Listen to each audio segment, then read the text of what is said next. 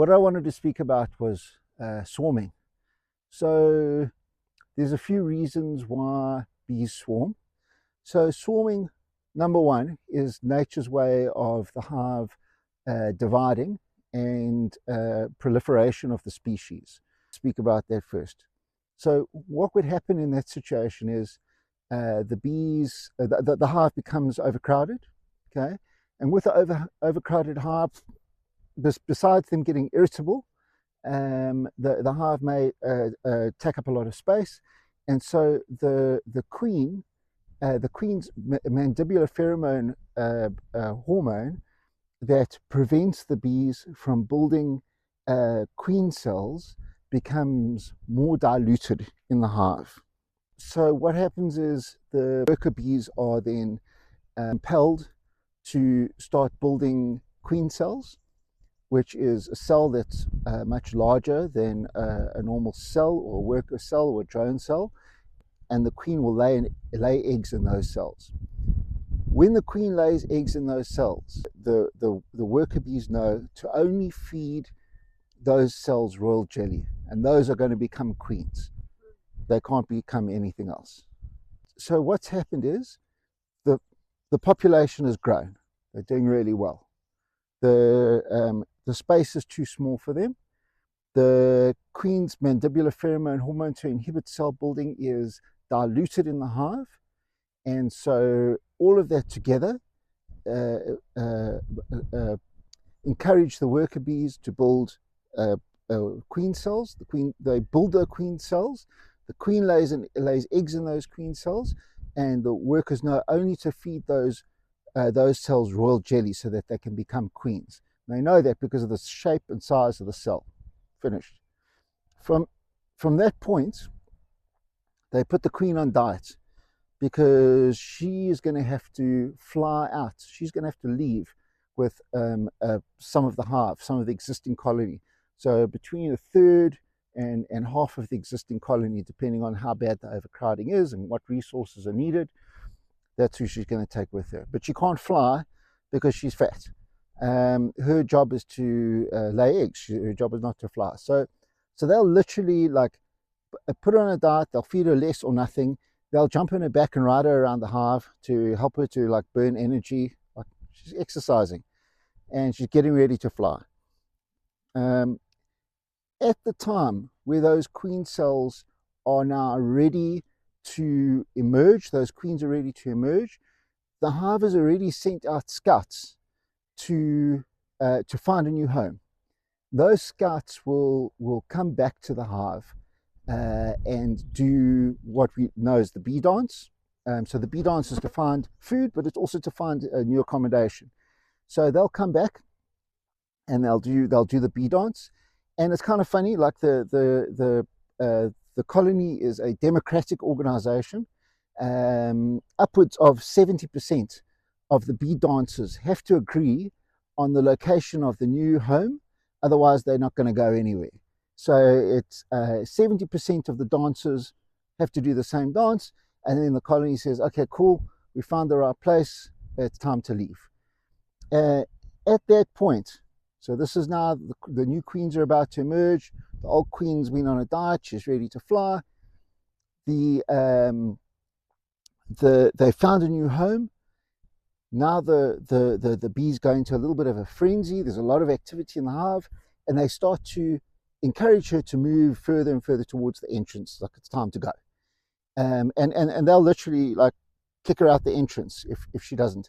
And what they sometimes do is they'll do like like when you've got your kid at the shopping center and you go, bye, we're going home, and the kid doesn't want to come with you. You go, no, we're going now, bye-bye. And then you fake leave, and then you come back. That's what they do. That swarm will leave. They'll go to a tree like right there next to the hive, and if the queen doesn't join them, they'll go back and fetch her. Some of them will go back and fetch her, and then she'll leave with them. So now the swarm has left, and the old queen has gone with, and she's the bees that have left with her have engorged themselves with honey because they need that energy, because they're going to a place where there's no honeycomb, there's no resources. They've got to start from scratch. They have to start making comb as soon as possible because the queen has to lay eggs. She's not going to, she can have problems as well, that if she can't lay eggs, the eggs can get stuck in her, can make the queen ill, can kill her. But also they're on the clock. She has to lay eggs so that there's a new generation of bees, because the old ones that she's taken with her, they're not going to live forever. So that's one reason of swarming. So they've split. The new queen has emerged in the old hive, and now the bee population of the world has increased. There's one more colony. That's nature's way. Okay. So other reasons why they may, why bees might swarm: they get disturbed, by a beekeeper, or they get disturbed by builders, or they get disturbed by wasps, or they get disturbed by a honey badger over and over and over again. They say, like, okay, we can't live here anymore, we got to go, and they'll pack up and leave. That's not an ideal situation, and that's when you get those really big swarms that you find, feral swarms, but really big ones. And that could be, it's not always, but that could be a situation where they've been disturbed, and that you could sometimes tell from the size of that feral swarm. So what else would they swarm? So bees also, I know for sure the African honeybee will abscond for very little reason at all. About 30% of those hives will abscond, and it could be for a reason of there's just not enough resources in the area anymore. And so they'll kind of see the dwindling resources, they'll prepare, they'll engorge themselves with as much of their current resources as they can, and they'll have a plan. The scouts would have gone out, same as when they've split for reproductive reasons. They will engorge themselves with all the honey that they can find. The scouts have already gone out, they found a new place, they know where the resources are, and the bees will move. So when they move for anything but unless they were disturbed, it's a calculated move. They've planned it. If you see a swarm like this of bees bearding, they call it, like resting, they're just resting. So resting in a tree, resting on a wall, resting on a side of a car, whatever it is, they know that that's an unsuitable place for them to make their home. They're there because the queen's tired, she's resting, maybe the whole swarm is tired, they're resting, they know exactly where they're going. So the best thing you can do is not bother them for at least 24 hours. They're just resting, they know exactly where they're off to.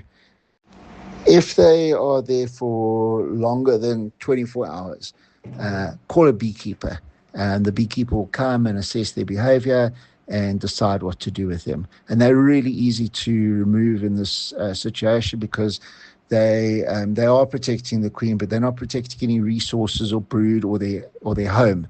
Their main focus is protect the queen. So they're not a huge danger, but if they're there for longer than 24 hours, call a beekeeper. All right, so I hope you enjoyed the video. There's a bit of information for you on how bees swarm. Some of the subjects I'll be diving a little bit deeper into in later videos. And yeah, I hope you enjoyed it. See you in the next